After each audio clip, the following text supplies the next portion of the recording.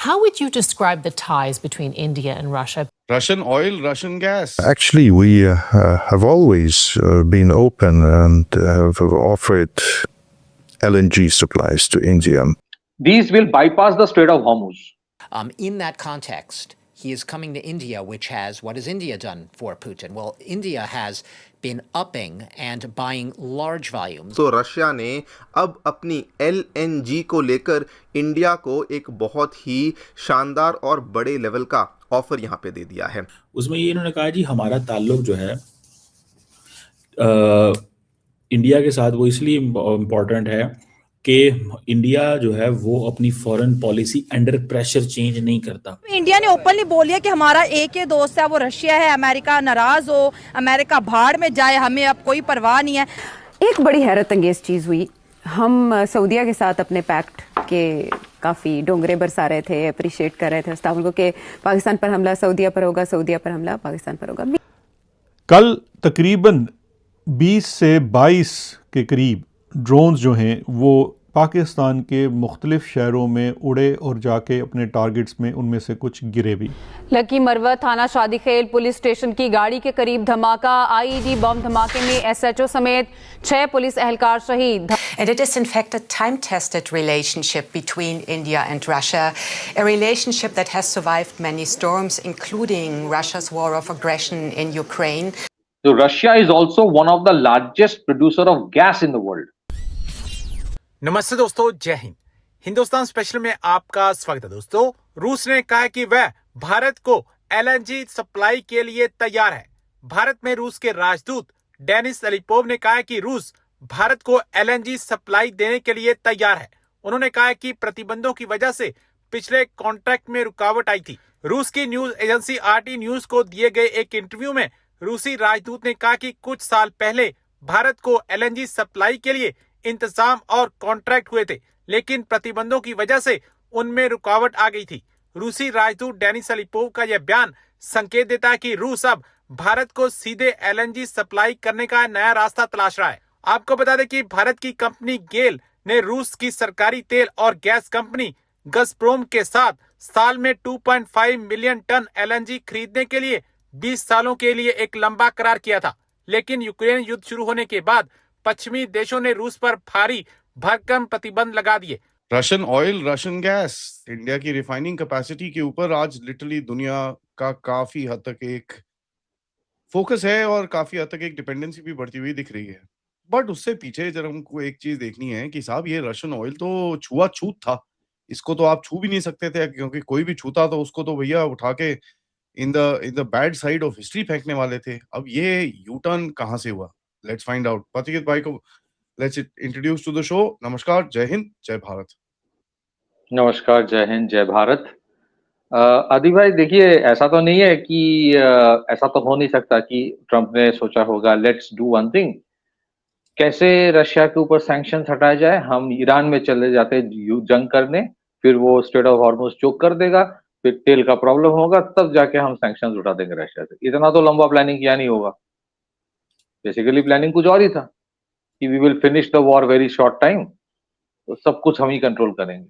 That means जो भी अभी हो रहा है, मतलब I am not taking any side, obviously we know, all know which side we are, but frankly speaking जिस तरह से ये लोगों ने सोचा था कि बहुत आसानी से चुटकी मार के हो जाएगा ईरान, वो हुआ नहीं और होता नहीं है generally. It may take 5 years, हो सकता है 5 साल बाद that will be under their control, हो सकता है 2 साल बाद कंट्रोल, हो सकता है 1 साल बाद होगा, लेकिन वो जिन लोगों ने सोचा था कि 7 दिन में खेल खत्म हो जाएगा, वो नहीं होने वाला है। So this is going to be a problematic issue and that is why right now there is a crisis. Crisis इसलिए भी है, गल्फ वॉर के टाइम ये क्राइसिस इसलिए नहीं था क्योंकि गल्फ वॉर के टाइम ये रशिया वशिया के ऊपर सैंक्शन लगा के नहीं रखा था। सेकेंडली, स्ट्रेट ऑफ हॉर्मुज को बाईपास करने के लिए, अभी 3, 4, 5 ऐसे बहुत सारे देश है जहां से लिया जाएगा। Canada is one of them, America is one of them, Nigeria है, ऑस्ट्रेलिया है, नॉर्वे है, यहां से गैस आएगा। These will bypass the strait of Hormuz. फिर रशिया के साथ ये जो सैंक्शंस उठा है फ्रॉम लुकोइल एंड रोसनेफ्ट और शैडो फ्लीट, एक तो तेल वाला इशू हमारे लिए easier to deal with, LPG में चैलेंजेस है, सबसे बड़ा चैलेंज मुझे लगता है सीएनजी में है, वो पाइप्ड गैस जिसमें आता है। सीएनजी जो है that is totally important, majority important, not totally, majority. LPG will still be dealt with, लेकिन मुझे लगता है जहां जहां इस साल इलेक्शन है ना, वहां आर्टिफिशियल क्राइसिस भी कुछ लोग करने की कोशिश करेंगे। सो this is a problem for India. देखिए इंडिया की डेमोक्रेसी में कोई सरकार जब एक्सटर्नल फैक्टर्स की वजह से चैलेंज में आ जाता है, उसको गर्दन पकड़ने के लिए सब बैठे रहते हैं कि ये मौका आया, दे लो, अभी कर दो। मतलब this is, we have to mature as a country, this is an external thing.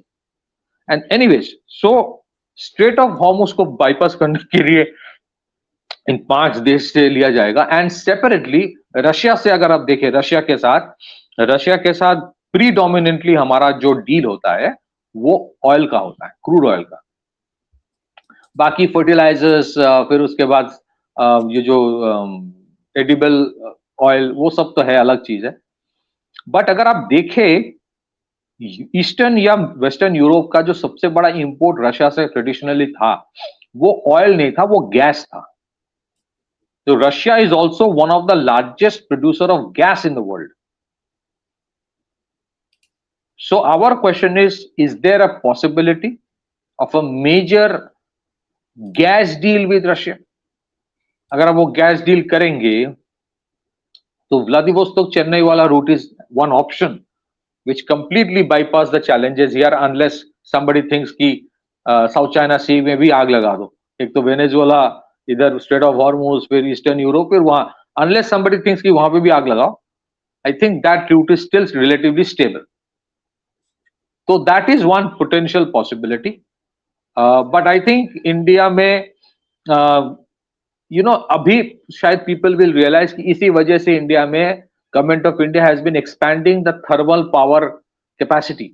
Thermal power plant जब लगा रहा था Modi ji in the last few years, lot of people जो रिन्यूएबल एनर्जी, क्लाइमेट चेंज, ये सब आते हैं ना, हमारे एनिमल एक्टिविस्ट और क्लाइमेट चेंज एक ही तरह का होता है। एसी रूम में बैठ के चिकन खा के फिर क्लाइमेट चेंज की बात करते हैं।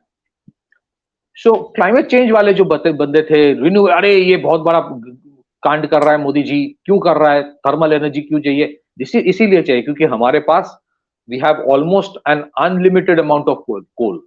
ऑलमोस्ट, मैं अनलिमिटेड नहीं बोल रहा हूं, हाँ, यू कैन प्रोड्यूस थर्मल, क्योंकि इस तरह के जो माहौल बनाकर रखे कुछ देशों ने दुनिया भर में, you cannot beyond the point depend on LPG and CNG. कल तकरीबन 20 से 22 के करीब ड्रोन्स जो हैं वो पाकिस्तान के मुख्तलिफ शहरों में उड़े और जाके अपने टारगेट्स में उनमें से कुछ गिरे भी।